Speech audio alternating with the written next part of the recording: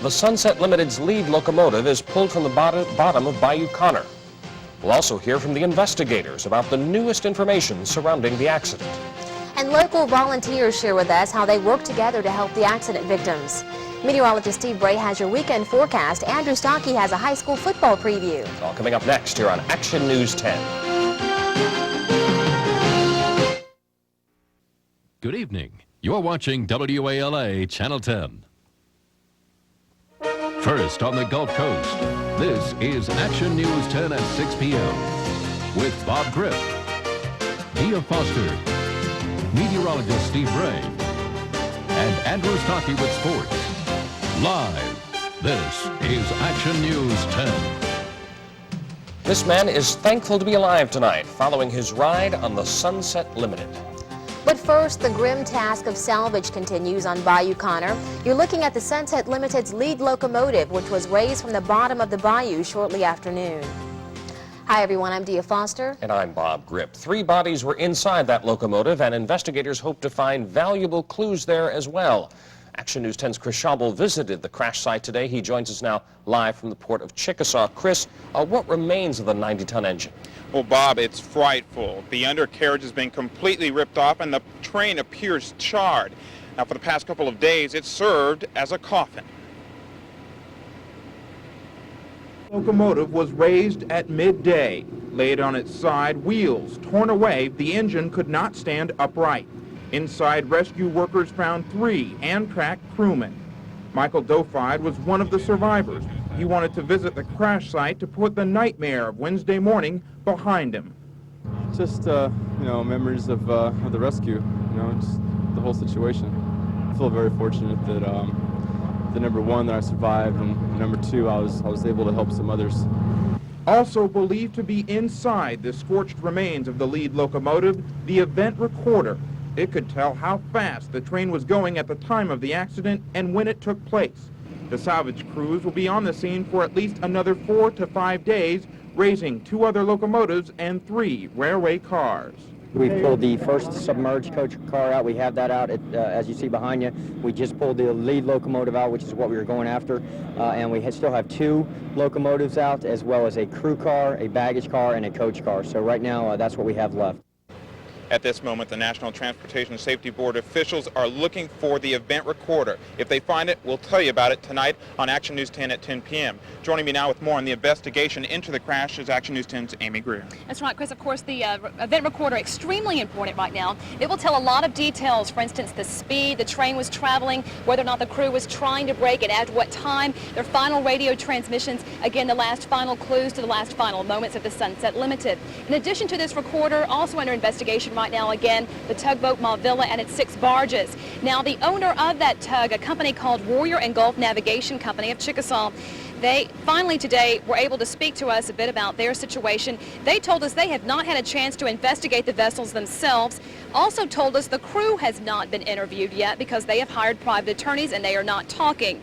As for what happened in the deadly moments before the Sunset Limited hit the trestle over Bayou Connor, the company is admitting nothing.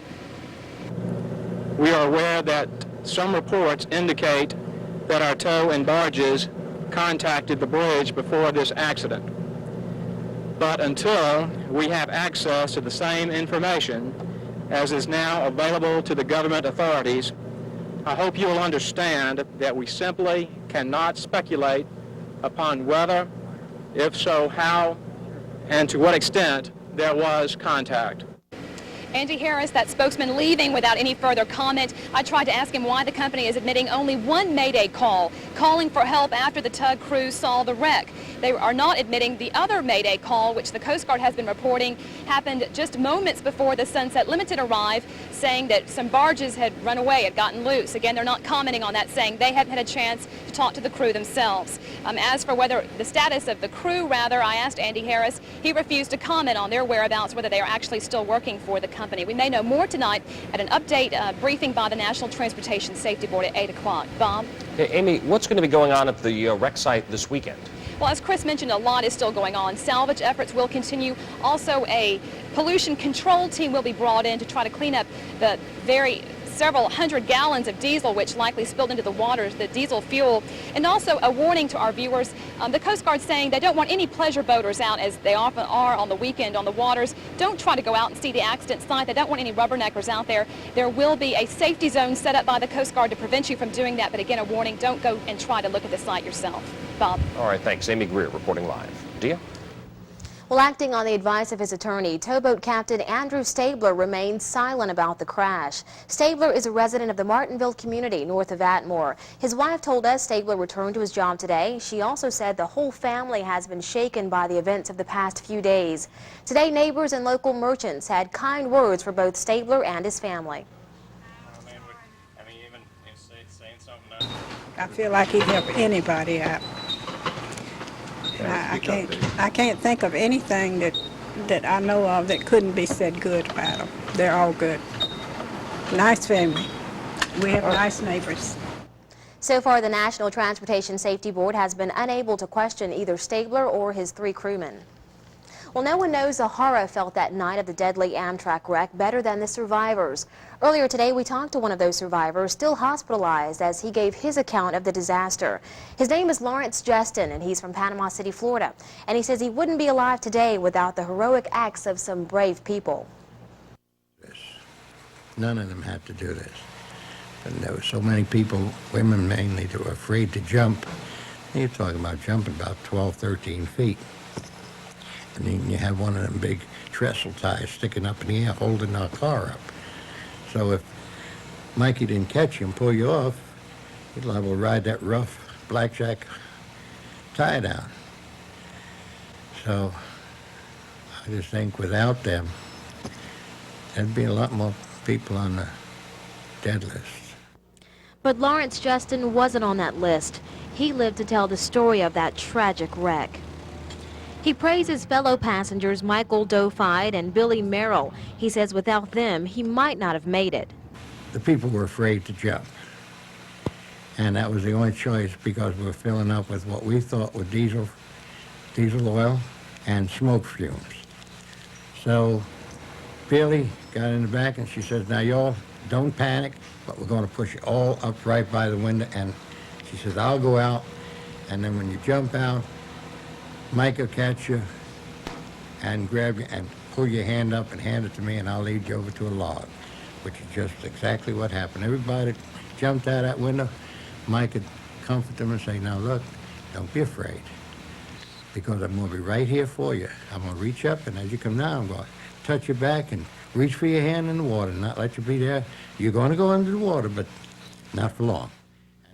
Justin says after he made it out of the rail car and into the water, he had to swim to a tugboat which was waiting nearby to bring survivors aboard.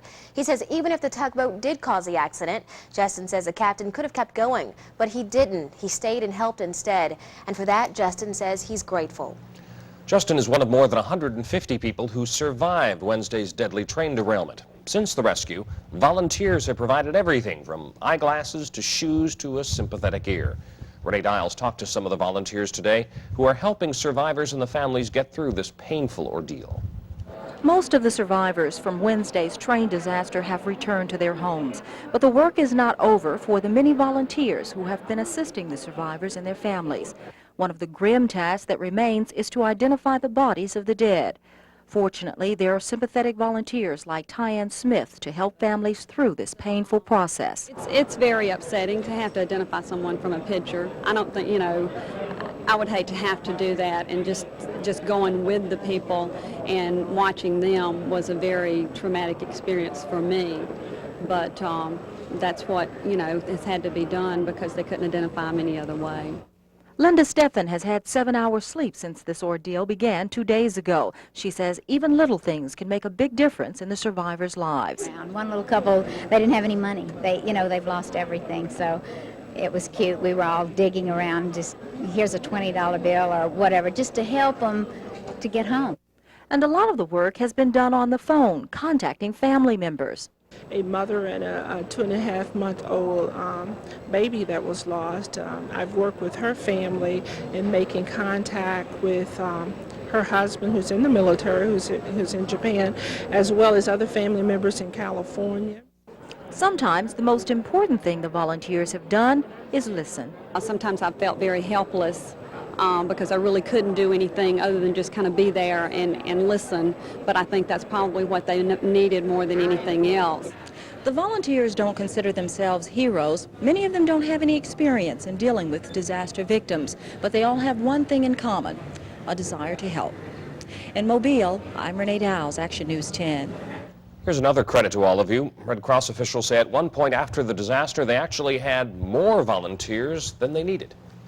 Once again, to recap, the death toll in the Sunset Limited disaster is now at 47. After 3 bodies were found in the lead locomotive, that locomotive was pulled from the Bayou Connor just a few hours ago. Still to come tonight, strange circumstances surrounding the jury deliberations in a Baldwin County murder trial. And later, we'll tempt your appetite with the best food the Greek community has to offer.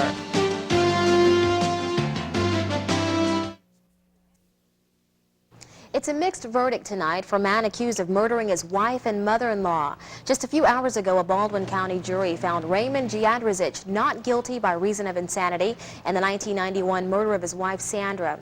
Then just moments later, the same jury found Giadricic guilty of murdering his mother-in-law, Ruby Cobb. Giadricic faces life in prison for the murder conviction. Well, it's finally a done deal. About 2 hours ago, the Mobile County School Board passed a $243 million budget for the 1993-94 fiscal year. It took board members about 2 hours to approve the plan. The budget includes about $12 million for on-campus construction projects, a 6.5% pay raise for all employees as mandated by the state, and funding for 18 additional administrative jobs. School board members are hoping to add some new teaching positions as well. The prognosis is poor tonight for the Azalea Nursing Center. The state health department revoked the nursing home license to operate after a number of patient care violations were uncovered and an elderly man jumped to his death from the 3rd floor of the facility. However, the state must hold a hearing before the license can be pulled. The hearing is set for October 26th. If the state revokes the license, patients will have to be transferred to other facilities. Meteorologist Steve Bray is up next with your weekend forecast. Stay with us.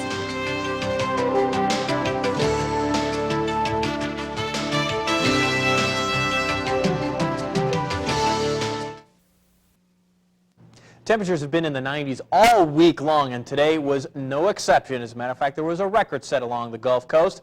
Check out the highs. In Pensacola, 95 for the high. That breaks the old record of 94 that was set back in 1961. Mobile, 93 degrees, just a degree off the record of 94. 93 in Fort Walton Beach and 91 in Pascagoula. Heat index today was up to about 100, if not a little bit more. So we'll look for warm temperatures again this weekend. 68 in Pensacola, 65 in Fort Walton Beach. The cooler lows this morning, 72 in Mobile and 73 in Pascagoula. Right now it's 87 in Mobile, 90 in Chatham, 89 in Atmore, 88 in Pascagoula, 87 in Pensacola, 85 in Fort Walton Beach. In downtown Mobile right now we've got a temperature of 89. Our humidity 70%, which is a little bit higher than it has been. Part of the reason for that, our winds are coming off of the Gulf of Mexico out of the south at about 10 miles per hour. Now the frontal system is up to the north of us, and most of the clouds and thunderstorms are as well. Clear skies along the Gulf Coast today. Part of the reason for that, the high pressure that's right offshore in the Gulf of Mexico. This is keeping most of the activity away from us. Take a look at the satellite loop and you can see this indicated. Watch all the thunderstorms that move through the Midwest and then move off to the East Coast. Another round of them during the day today. As a matter of fact, it's created a lot of flooding in the Midwest. But all that activity staying away from the Gulf Coast. Looks like that will be the case during the weekend as well. During the day tomorrow, look for showers and thunderstorms to the north of us. Cold front out to the west. High pressure for us, though. By Sunday, we may see a pop-up shower in the afternoon, expecting a little bit along the coast. So look for a slight chance of rain, but more rain on the way with this cold front that's going to move in here by Monday, and then the rain should end, it looks like, by Tuesday, but it'll also bring in some much cooler temperatures. Pollens for today are moderate. Grass, ragweed, and goldenrod are showing up. The mold spores, they are high.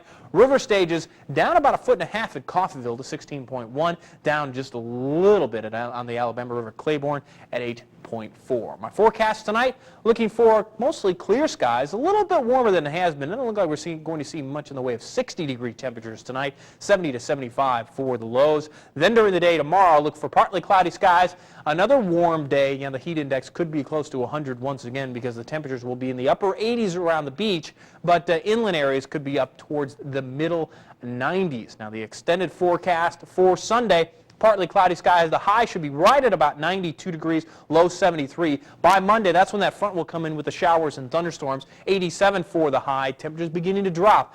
Definitely dropping on Tuesday down to 80 for a high with a little bit of rain left over. 64 for the low. Then by Wednesday, look for partly cloudy skies. High up to 78. Did you guys hear that right? Yes. 78. And the low down to 60. And you'll be applauding much more next week if that forecast is correct. But it does look good for the middle of the next week with that cold front coming through. But the weekend, warm with maybe a shower on Sunday. Oh, I can't wait. 80 degrees, 78 80, degrees. 78, they'll sound great. Good numbers. Yeah. Coming up in sports, Andrew Stockey has the latest on the Crimson Tide investigation. And Lance Crawford previews a high-speed, action-packed weekend on Pleasure Island.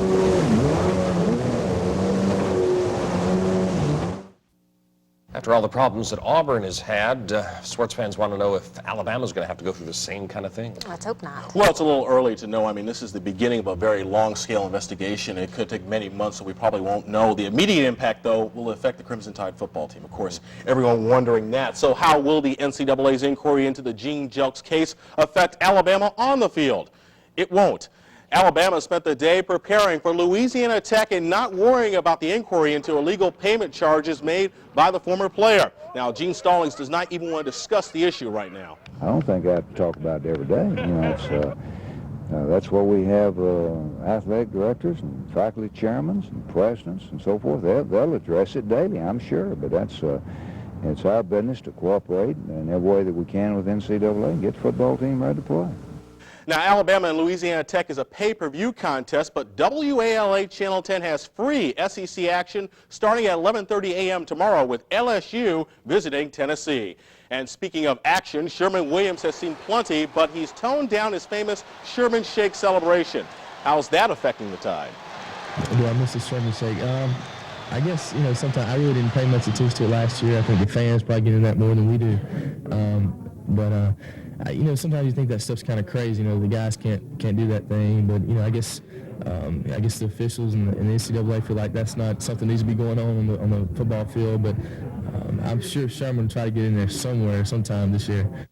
You bet he will. Okay, a couple of 100 water sport enthusiasts start their engines tomorrow in the longest personal watercraft race in U.S. history. It's co-sponsored by WALA Channel 10, and here's Lance Crawford to drop the green flag. First things first, this is not a jet ski, nor is it a wave runner. Those are name brands for personal watercraft.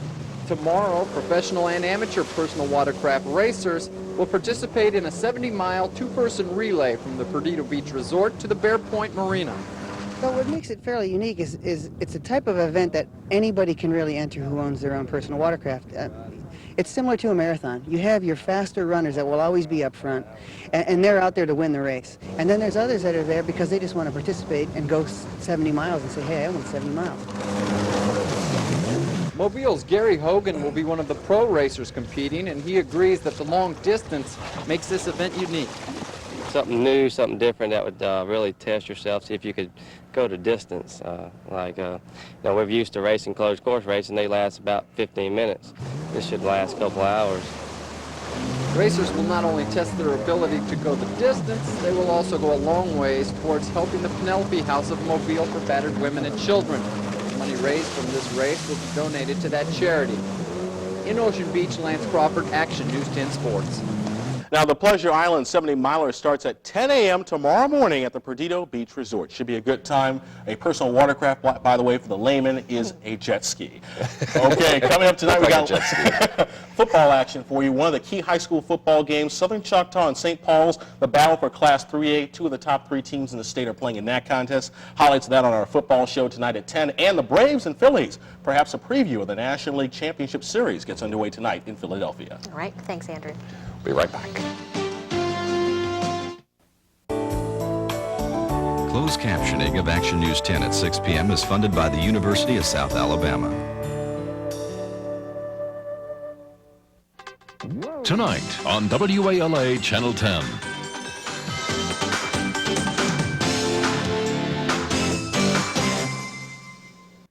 LSU battles Tennessee in the SEC Game of the Week this Saturday morning at 11:30 on WALA Channel 10. Here's a look at some of the stories we're preparing for Action News 10 at 10 p.m. The NTSB will hold another news conference tonight concerning the Amtrak tragedy. We'll have a live report. And new information is released surrounding the death of a teenage department store worker who was shot during a hostage situation in Enterprise. And finally tonight, it's all about tradition. I'm talking about Greek Fest 93, which is going on right now at the Greek Orthodox Church on Ann Street here in Mobile. If it's a good time you're looking for and your taste buds are crying out for baklava and pastitsio, then Greek Fest 93 is a place for you. They're learning to cook. They're learning to be with another yaya. Yaya means grandmother. And believe me, there's some papus too, grandfathers. Our retired men are angels. If you miss Greek Fest 93, don't worry. There will be a Greek booth set up this year at the Greater Gulf State Fair.